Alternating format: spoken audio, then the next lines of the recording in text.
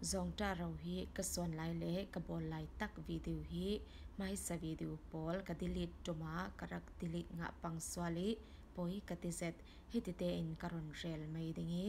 bon thur hi arem chana chonin karoi arem chan lawa chonin ka swang mai toitom hi pum thumin karon swangi aminin ka at noi karoi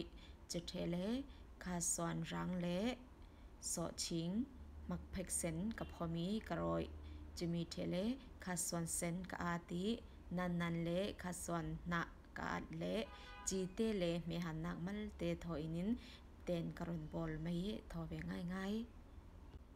Zongta Bol Chu Kan Tre Thangi Ole To Chu An Khapi Hi Karon Tua Le Dingi Azate In Kavon Sikte Tading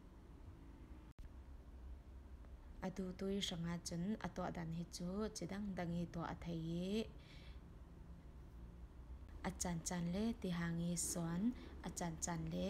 abol te bol achan chan le chu hitin tisa a thlaki hapsa le chui sin jang man bol lowi asing tu I mani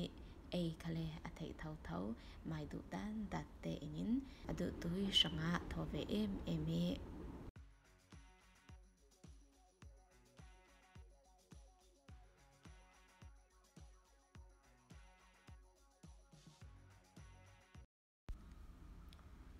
to chu fai ten kavon khol ke tisa sawa minute pani shrongin kavon thla ke kavon song the thlangi adu tui sanga chun nak phek ti te toki ei anga thlang simai man se la to chu ka to dan ke lo te in karon to asal ding city te a hin kha swan rang ka phommi ka thlai ai eng le yang trim mau te le ngapi te thoin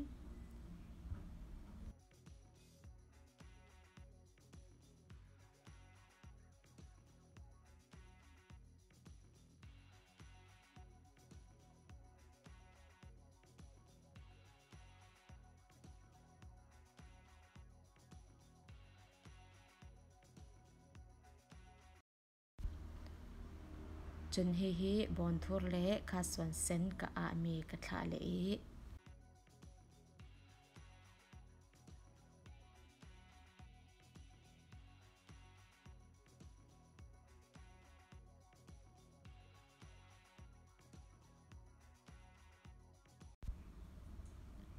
cheta mau le chi te mal te in karoi le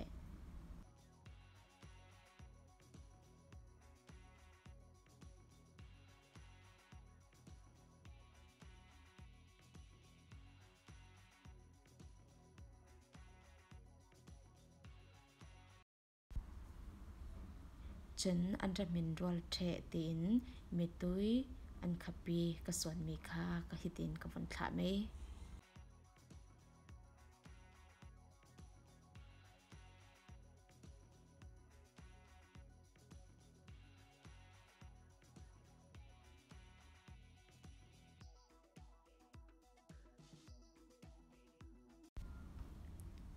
kavon chokrol the ta I chi te hi al deu loi ruanga karoi sal nak phek phot te thoin chun rol ten kavon chok chem chau ke anga thlang simai